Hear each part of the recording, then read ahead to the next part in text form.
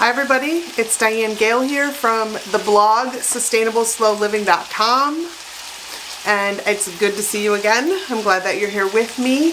Today we are going to make a pear raisin chutney.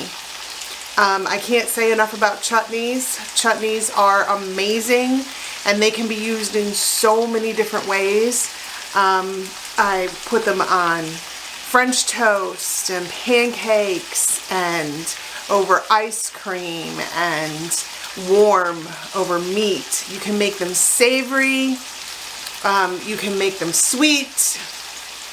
The one that we're making today is, I guess, kind of savory and sweet. Well, savory and sweet. There's ginger and cardamom, and there's honey for a sweetener. Using honey for the sweetener instead of sugar, which is so common in chutneys. To me, it improves the flavor. I prefer honey, and it makes it much, much healthier for you, especially if you're using a local honey. And that's what I'm going to use here today. So today I am going to make this pear raisin chutney, and I'm just going to put it over some chicken that I've done in a cast iron skillet with a little bit of olive oil and some salt, some pepper, and some garlic on both sides.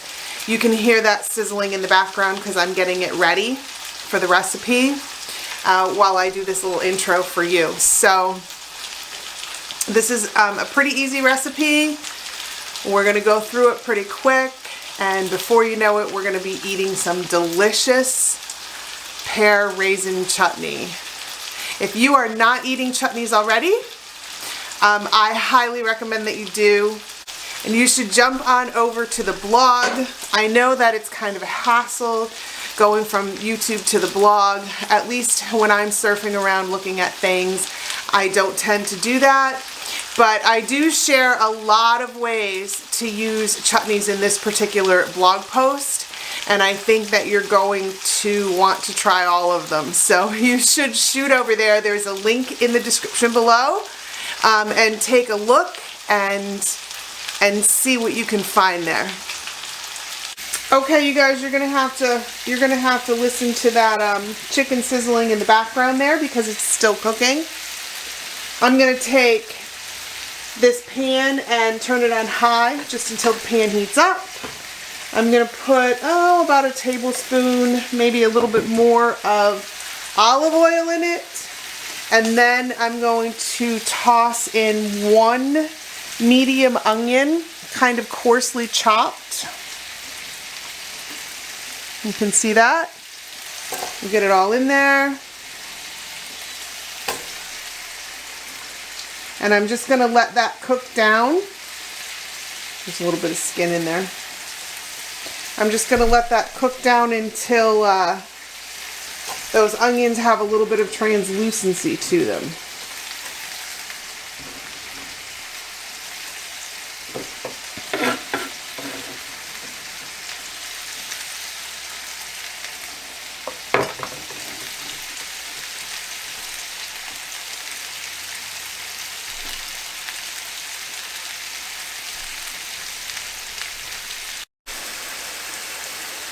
So I turned the pan down to medium, and I'm just letting these cook here. You want them to be kind of soft because once other things start to go in the pan, it happens a little bit quickly. The pears are the only thing that are going to take a tiny bit of time to cook down, and so you want your onions to be done so that your end result is, you know, nice, soft, tender onions. But while we're waiting for those to cook, I'm going to take these pears, beautiful red Bartlett pears. Aren't they gorgeous? Oh my goodness.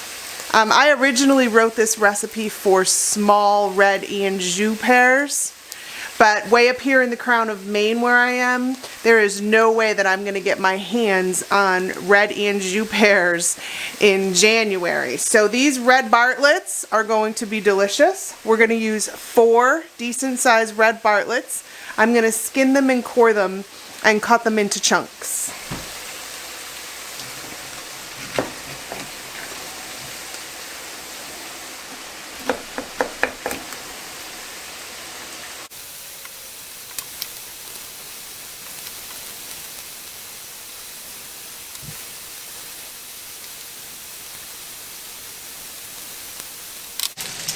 All right, so here we go. These onions are kind of caramelizing. I don't know if you can see that. A little bit of caramelization. That's a big word. I don't even, yeah, it's got to be a real word. On the bottom there.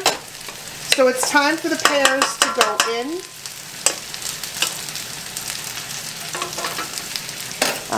And we are going to put them in. And then you want your pear to continue to have substance to it. You don't want it to be completely mush. But you also want it to be nice and soft. It's not, it should be tender when you bite into it. So we're going to put those in there. And we're just going to let them cook up until they're soft with those onions. They should release some of their own juice too. So like right now the bottom of this pot is a little dry and you would think that you would want to put a little more oil in, but don't, because your pears are going to release some juice. Just let them release their own juice. And then while they're cooking, I have 2 teaspoons of ginger and 1 teaspoon of cardamom.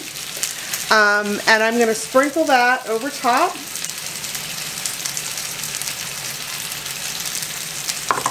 And mix it in there. And let all that flavor cook into those pears and onions as those pears cook down. They're already starting to get nice and warm. Okay, you guys, so this is what's going to happen. We got all this juice from the pears. Very good stuff. And they're nice and tender. I can cut through them nice and easy with I can't really do it here with this tip sideways, but I can cut through them nice and easily with the wooden spoon. So that's how you want them. And then I'm going to throw in a ½ cup of raisins. I have jumbo raisins, which are really, really good in this recipe. They give you a little more flavor in your bite because they're a little bigger. So I'm going to throw like ½ cup of jumbo raisins in there.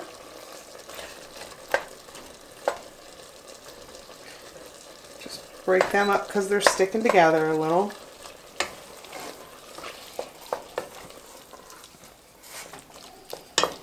You don't really need your raisins to cook down. They'll be nice and soft just you know, when they warm up. They'll be just fine. So you're just going to stir them in. And then I'm going to stir in a ¼ cup of white wine vinegar.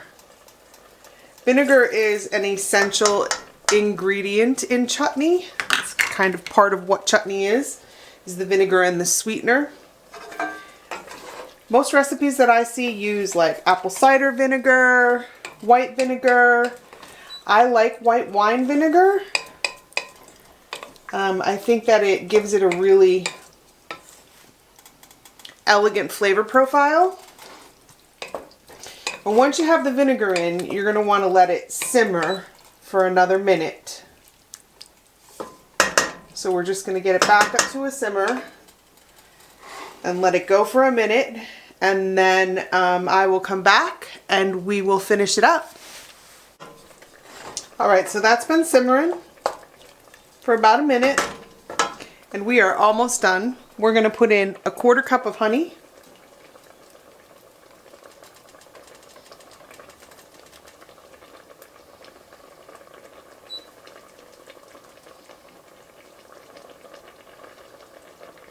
I love using honey as the sweetener in this.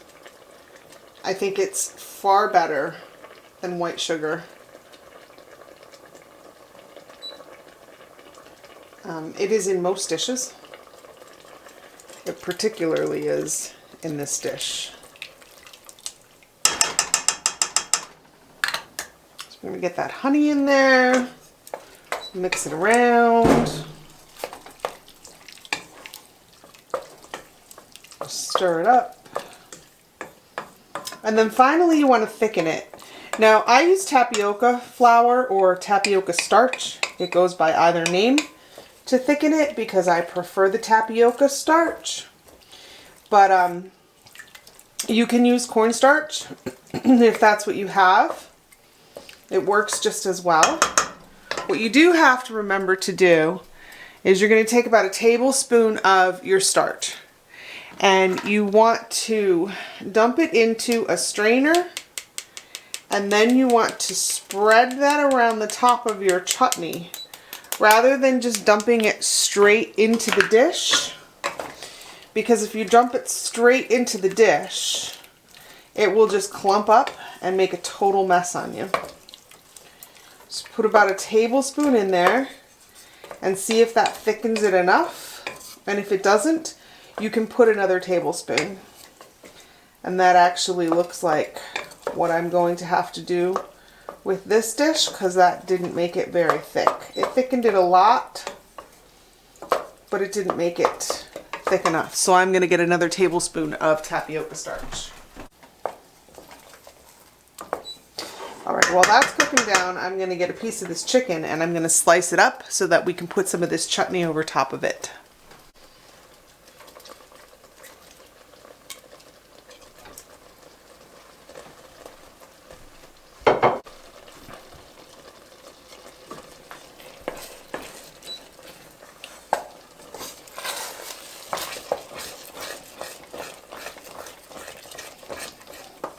Alright, this looks delicious. I'm going to turn this oven off. And I'm going to ladle some of this right here onto this chicken. Oh my goodness, look at that. Yummy. Yummy. That looks terrific, right? I'm going to be back in just a minute and we're going to take a bite. I can't wait to taste this. It smells divine.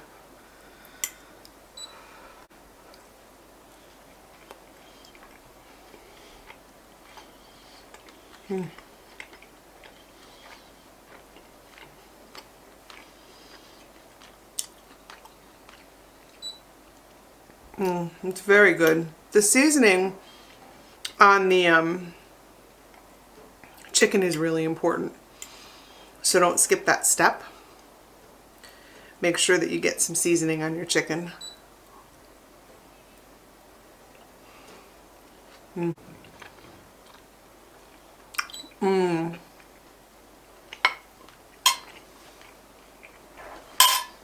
Yummy. Yummy. Well, thank you for joining me today. Make sure that you hit the subscribe button and hit that notification bell so that you get notified every time that I put out a new video. I love having you here. I can't wait to see you again, and it is going to be real soon.